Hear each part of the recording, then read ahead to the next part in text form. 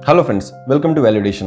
Validation में हम आपके लिए लाते हैं छोटी छोटी कहानियां, कुछ ऐसी कहानियां जो रोज आपकी जिंदगी में थोड़ा थोड़ा वैल्यू ऐड करेंगी, जो over a period of time आपकी पर्सनैलिटी को एक बेहतरीन शेप दे सकती हैं। तो चलिए सुनते हैं आज की कहानी। आज की कहानी आपको कितनी ही क्रेजी क्यों ना लगे, बट ये कहानी एक सत्य घटना पर आधारित है। अमेरिका की एक कंपनी है जनरल मोटर्स, जो कार बनाती है। उनका एक मॉडल है पॉन्टियक। तो जब पॉन्टियक का मॉडल लॉन्च हुआ तो एक साल बाद उनको एक विचित्र कंप्लेंट मिली। उस कंप्लेंट को जिस कस्टमर ने दिया था, उसने अपने मेल में लिखा था कि मैं एक मिडिल क्लास फैमिली से बिलोंग करता हूं और हमारे यहाँ सब लोग रात को मिलकर खाना खाते हैं। खाना खाने के बाद हमारे परिवार का एक ट्रेडिशन है कि हम रोज रात को वोटिंग करेंगे कि आज कौन से फ्लेवर का आइसक्रीम खाया जाए, और फिर मैं गाड़ी लेकर जाऊंगा, आइसक्रीम स्टोर से वो फ्लेवर लेके आऊंगा और सब मिलकर साथ में आइसक्रीम खाएंगे। तो रोज मैं गाड़ी उठाता हूँ, आइसक्रीम लेने के लिए जाता हूँ और अलग अलग फ्लेवर का आइसक्रीम लेकर आता हूँ और हम साथ मिलकर खाते हैं।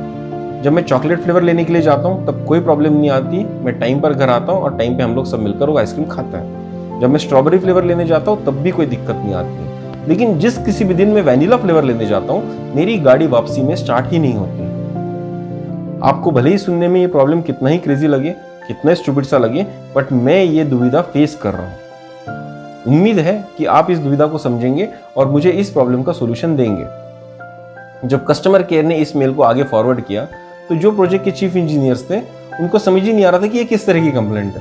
कहीं ये पागलपन तो नहीं है, कहीं कोई हमको बेवकूफ तो नहीं बना रहा है। लेकिन फिर भी मैनेजमेंट ने डिसीजन लिया कि चलो इस कंप्लेंट को बारीकी से देखा जाए, और एक इंजीनियर को नॉमिनेट किया गया कि तुम जाओ और ये प्रॉब्लम समझो कि क्या हो रहा है। तो वो इंजीनियर उस कस्टमर के घर पहुंचा, उससे बात की, उसकी पूरी प्रॉब्लम समझी और उसको बोला कि ठीक है, आज से मैं शाम को आपके घर आऊंगा, आपके साथ ही खाना खाऊंगा और फिर आपके साथ ही मैं आइसक्रीम लेने के लिए जाऊंगा, देखते हैं कि प्रॉब्लम क्या है। तो इस तरह से वो सिलसिला शुरू हुआ। जब रोज इंजीनियर उस कस्टमर के घर जाता था, उनके साथ खाना खाता था और फिर गाड़ी में बैठकर कस्टमर के साथ ही आइसक्रीम लेने के लिए जाता था। पहले दिन वो लोग गए और वैनिला फ्लेवर चूज किया, गाड़ी स्टार्ट नहीं हुई। इंजीनियर को समझ ही नहीं आ रहा था कि हो क्या रहा है। किसी तरह से गाड़ी को ठीक किया गया और वो घर वापस आए। दूसरे दिन जब वो चॉकलेट फ्लेवर लेने के लिए गए तब गाड़ी बराबर स्टार्ट हुई। उसी तरह से तीसरे दिन जब वो स्ट्रॉबेरी फ्लेवर लेने के लिए गए तब वापसी में गाड़ी फिर स्टार्ट हुई। चौथे दिन जब उन्होंने फिर से वैनिला फ्लेवर लिया तो गाड़ी फिर स्टार्ट नहीं हुई। Engineer being a logical man ये मानने को तैयार ही नहीं था कि इस कार को वैनिला फ्लेवर से एलर्जी है। पांचवें दिन से इंजीनियर नोट्स लेने लगा।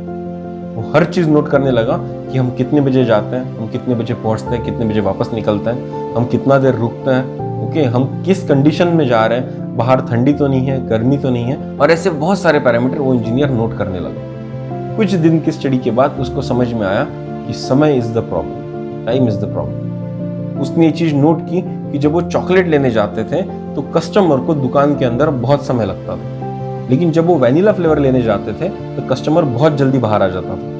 और ये इसलिए होता था क्योंकि वैनिला एक बहुत कॉमन फ्लेवर है जो बहुत लोगों को पसंद आता है, इसलिए उसको दुकान के फ्रंट में ही रखा गया था।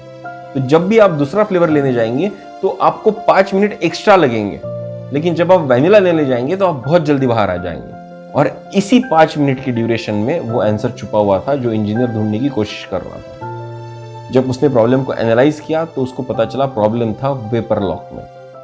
जब गाड़ी घर से निकलती थी और स्टोर तक आती थी तो गाड़ी गर्म कंडीशन में हुआ करती थी। जब कस्टमर दुकान में जाता था और वैनिला फ्लेवर लेके आता था तो गाड़ी को कूल डाउन होने के लिए सफिशिएंट समय नहीं मिलता था, और उस कूलिंग डाउन के बाद जो वेपर रिलीज होने चाहिए थे वो वेपर रिलीज नहीं होते थे और सिस्टम को लॉक कर देते थे, और इसीलिए गाड़ी स्टार्ट नहीं होती थी। लेकिन जब कस्टमर कोई और फ्लेवर लेने जाता था तो वहां 5 मिनट एक्स्ट्रा लगते थे और वो 5 मिनट में वो वेपर्स पूरे रिलीज हो जाते थे और इंजन प्रॉपरली कूल डाउन हो जाता था, जो नेक्स्ट टाइम गाड़ी को स्टार्ट करने के लिए यूजफुल होता था।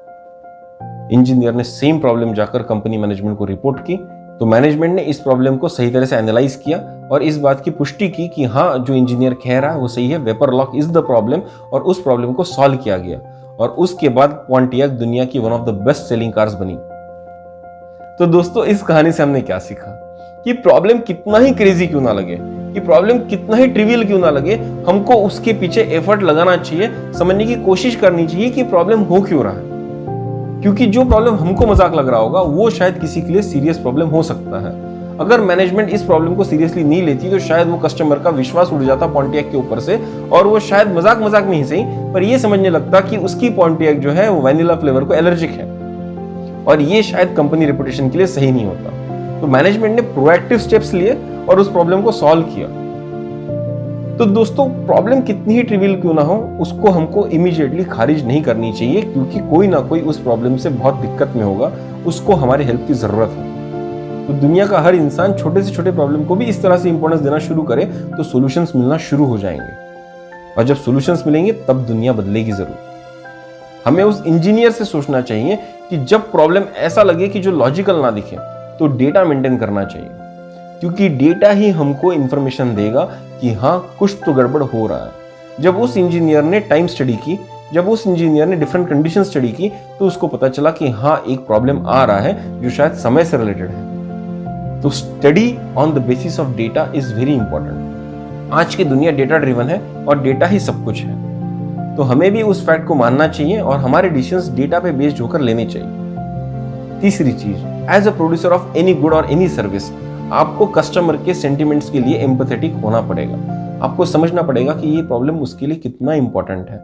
जब हम एम्पैथी रखेंगे तो हम अच्छी कस्टमर सर्विस दे सकेंगे, और इस दुनिया में ऐसा कोई प्रोडक्ट नहीं, ऐसी कोई सर्विस नहीं जो बेकार कस्टमर सर्विस के साथ भी चल रहा हो। जब एक अच्छी कस्टमर सर्विस होती है, जब एक एम्पैथेटिक कस्टमर सर्विस होती है जो लोगों की प्रॉब्लम्स को समझे और उनको सॉल्यूशंस दे, तभी वो प्रोडक्ट सक्सेसफुल हो सकता है। तो दोस्तों, ऐसी कुछ क्रेजी कहानियां हम आपके लिए लाते हैं जो आपकी जिंदगी में थोड़ा थोड़ा वैल्यू ऐड करेंगी, जो over a period of time आपकी पर्सनैलिटी को एक बेहतरीन शेप दे सकता है। सो दोस्तों, अगर आपको हमारी कहानियां पसंद आ रही है तो do press the like button और कमेंट कर जरूर बताइए कि आपको और कौन सी कहानियां सुनना पसंद होगा। हम पूरी कोशिश करेंगे कि उस तरह की कहानियां हम आपके लिए लाएं और आपकी जिंदगी में एक बढ़िया वैल्यूएशन किया जा सके। तो दोस्तों, कल फिर मिलेंगे एक नई कहानी के साथ। तब तक के लिए सब्सक्राइब कीजिए हमारा चैनल वैल्यू एडिशन। धन्यवाद।